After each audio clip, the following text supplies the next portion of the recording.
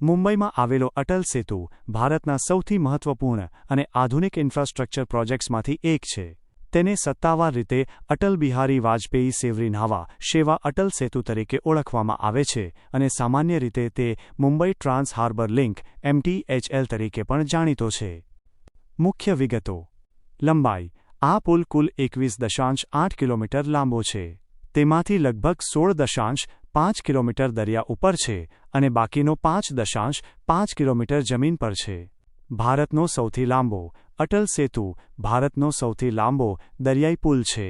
Connectivity. આ પુલ મુંબઈના સેવરીને નવી મુંબઈના ન્હાવા સેવા ચિર્લે સાથે જોડે છે.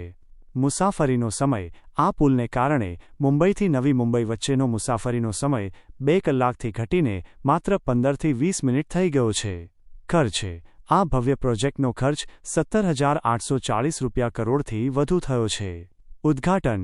વડાપ્રધાન નરેન્દ્ર મોદી દ્વારા જાન્યુઆરી 2024માં તેનું ઉદ્ઘાટન કરવામાં આવ્યું હતું.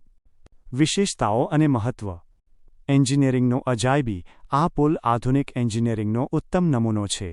તેના નિર્માણમાં ઓર્થોટ્રોપિક સ્ટીલ ડેક (OSD) જેવી અદ્યતન ટેકનોલોજીનો ઉપયોગ કરવામાં આવ્યો છે જે ભારતમાં પ્રથમવાર ઉપયોગમાં લેવાઈ છે.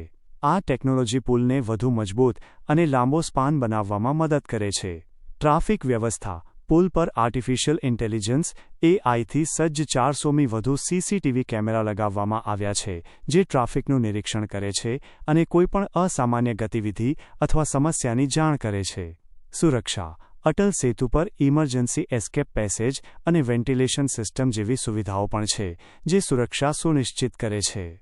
આર્થિક વિકાસ. આ પુલ મુંબઈ અને નવી મુંબઈ વચ્ચેની કનેક્ટિવિટી સુધારીને પ્રાદેશિક આર્થિક વિકાસને વેગ આપશે. તે મુંબઈ ઇન્ટરનેશનલ એરપોર્ટ અને નવી મુંબઈ ઇન્ટરનેશનલ એરપોર્ટને સીધી કનેક્ટિવિટી પૂરી પાડશે તેમજ પુણે, ગોવા અને દક્ષિણ ભારત તરફની મુસાફરીનો સમય પણ ઘટાડશે. ટોલ. અટલ સેતુ પર વાહનો માટે ટોલ લેવામાં આવે છે. પ્રતિબંધિત વાહનો. બાઇક, ઓટો રિક્ષા અને ટ્રેક્ટર જેવા કેટલાક વાહનોને આ પુલ પરથી પસાર થવાની મંજૂરી નથી.